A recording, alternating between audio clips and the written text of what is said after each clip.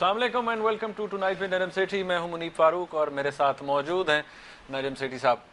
नाज़रीन, आज इस वक्त जब हम बात करें तो पाकिस्तान में बहुत कुछ हो रहा है। एक तरफ हम पिछले 2 दिन से कवर करते रहे और आज भी आप अपनी टेलीविजन स्क्रीन पे भी देखते रहे हैं कि कराची के अंदर जो हालात हैं, मुख्तलिफ ऑप्शंस पे गौर किया जा रहा है। ये भी कहा जा रहा है कि कराची के कुछ इलाकों में शायद सर्जिकल ऑपरेशन भी किया जाए या कुछ इलाकों में कर्फ्यू भी लगवाया जाए, और इस तरह के हालात वहाँ पर चल रहे हैं। अब देखना यह है कि क्या डिसीजन आता है कराची की सूरत हाल के हवाले से। उसके अलावा जिस तरह हम बात कर रहे हैं, अमेरिका के अंदर एक स्ट्रेटेजिक डायलॉग भी हो रहा है और वो आज से शुरू है और 22 तारीख तक जारी रहेगा, जिसमें पाकिस्तान और अमेरिका के हुकाम इन्वॉल्व हैं और पाकिस्तान का जो डेलीगेशन है उसे शाह महमूद कुरैशी साहब हेड कर रहे हैं। अब देखना यह है कि who is the person in charge. और प्राइम मिनिस्टर साहब ने कहा तो बड़े फखरी अंदाज में था कि जनरल कियानी उस डेलीगेशन के मेंबर हैं और शाह महमूद कुरैशी साहब उसे लीड कर रहे हैं। लेकिन ये सेठी साहब से पूछने वाली बात है कि एक्चुअली उसे कौन लीड कर रहा है और इंपॉर्टेंट बातें जो हैं, इंपॉर्टेंट नेगोशिएशंस, वो कौन करेगा। इसके अलावा नाज़रीन, आज के प्रोग्राम में हम बात करेंगे, वकला के ऊपर तशद्दुद हुआ था, आपको याद होगा, लाहौर में, और काफ़ी मार कुटाई भी हुई थी। वकला को अंदर भी बंद कर दिया गया, फिर उन्हें रिलीज़ भी कर दिया गया। उसके ऊपर एक कमेटी कॉन्स्टिट्यूट हुई थी। चीफ जस्टिस ऑफ पाकिस्तान जनाब इफ्तिखार मोहम्मद चौधरी साहब ने उसको कॉन्स्टिट्यूट करवाया था, उनके हुक्म पर हुई थी। उन्होंने एक रिपोर्ट भी पेश की है, प्रिलिमिनरी रिपोर्ट सुप्रीम कोर्ट के अंदर। उसके हवाले से भी बात करेंगे कि उसमें क्या बात सामने आई है। और इसके अलावा कल 18वीं तरमीम के हवाले से जो केस है उसका फैसला भी सुनाया जाना है सुप्रीम कोर्ट में, वो भी बहुत अहमियत का हामिल है, वो भी डिस्कशन करेंगे उसके अंदर कि लाइकलीहुड क्या है और उसके पॉलिटिकल इंप्लिकेशंस क्या हो सकते हैं। सेठी साहब, सबसे पहले कराची। अब कल हमने बात मुख्तलिफ ऑप्शंस पे कर ली थी ब्रीफली। आज जो डेवलपमेंट्स हो रही हैं, आज भी खैर किलिंग्स तो आज भी हो रही हैं, आपको क्या लगता है कि at the end of the day rangers के थ्रू ही कुछ करवाया जाएगा? देखिए, ये आज कराची में बहुत सी अफवाहें थी कि शायद कर्फ्यू लगा दिया जाए, सारे शहर पे रेंजर्स आ जाएं, पैरामिलिट्री फोर्सेस आ जाएं, मगर ऐसा नहीं हुआ। मगर मेरी इत्तला के मुताबिक महर जुल्फ़िकार मिर्ज़ा साहब को, जो होम मिनिस्टर हैं सिंध के जी, उन्हें तलब कर लिया गया इस्लामाबाद। वहाँ रहमान मलिक साहब और मिर्ज़ा साहब की बातचीत हुई सदर जरदारी साहब के साथ, और मेरा ख्याल है जरदारी साहब ने ये कहा है मिर्ज़ा साहब को कि ज़रा आप ख्याल करें, वॉच इट बिकॉज सारी जो मुहिम है वो आपके ख़िलाफ़ एक बन रही है, कैंपेन बिल्ड हो रही है कि अगर लॉ एंड ऑर्डर कंट्रोल नहीं होगा तो आपकी ज़िम्मेदारी है।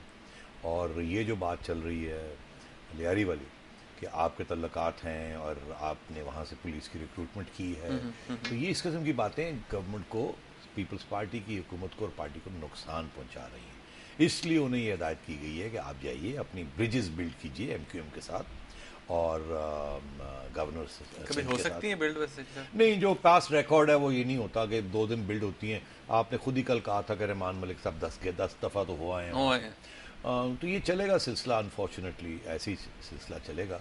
मगर जरदारी साहब ज़रूर ये चाहते हैं कि अमन होना चाहिए। जरदारी साहब ये भी चाहते हैं फौज ना आए, क्योंकि उन्होंने कहा है कल के नबील कबूल साहब ने जो बात की, आज गिलानी साहब भी कह रहे थे, वो पर्सनल कैपेसिटी में की। वो देखिए इसलिए क्योंकि वो MQM को पसंद नहीं आई होगी। तो मैं पहले भी ये अर्ज़ करता रहा कि एक गवर्नर सिंध और एक प्रेसिडेंट ऑफ पाकिस्तान, ये दोनों एक ही सफ़े पे हैं। ये दोनों, इन दोनों की जो व्यूज़ हैं इस कोalition के बारे में और जहाँ वो ज़िम्मेदारी ठहराते हैं इस क्राइसिस की, मेरा ख़्याल है ये दोनों की कोशिश यही होती है कि अपने जो जज्बाती लोग हैं उनको ठंडा किया जाए और कोई रास्ते निकाले जाएँ। अब अनफॉर्चुनेटली रास्ते नहीं निकल रहे हैं, और अगर जब रास्ते नहीं निकलेंगे तो फिर ये डिमांड बढ़ती जाएगी कि कुछ करें। बिकॉज मेरी ये व्यू है कि आखिर में जो वो कहते हैं अंग्रेज़ी में the buck stops at the presidency, कि मतलब आखिरी जिम्मेदारी जो है वो पीपल्स पार्टी हुकूमत की है और जरदारी साहब की है।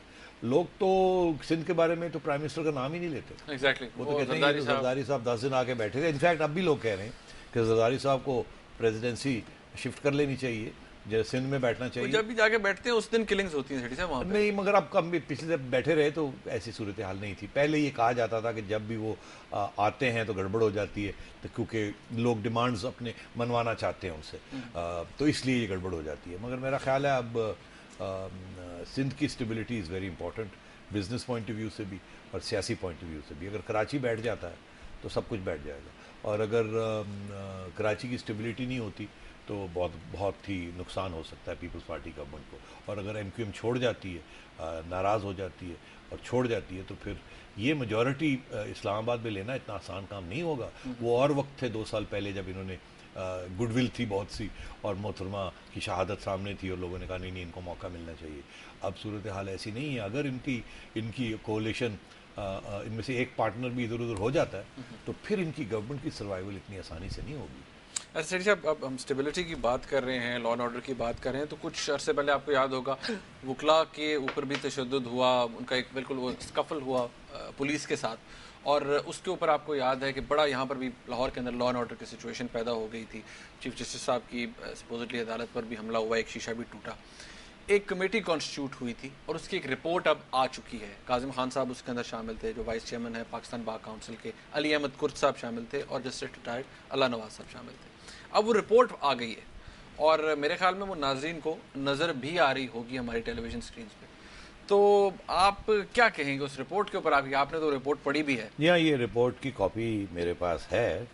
गालबन we must be amongst the first people जिनके पास ये कॉपी हमें मिल गई है। इसमें बड़ी फ्रैंकली बड़ी ख़तरनाक बात लिखी।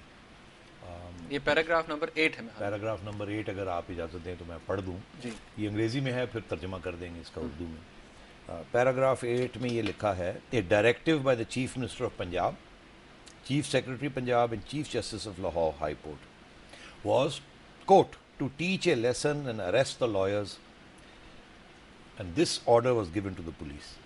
The police officials also said, इन्होंने पुलिस अफसरों को ये कहा गया चीफ मिनिस्टर साहब की तरफ से और चीफ सेक्रेटरी साहब की तरफ से और chief justice Lahore high court की तरफ से, उनकी तरफ से, तीनों की तरफ से, सीएम, सीजे और CS, chief secretary, chief minister और चीफ जस्टिस, कि तीनों ने ये कहा पुलिस को कि आप पिटाई कर दें, बेसिकली सबक सिखा देने, ताकि ये फिर से आंखें ना दिखाएं हमें और ये अपनी जगह पे अपनी औकात पे आ जाए।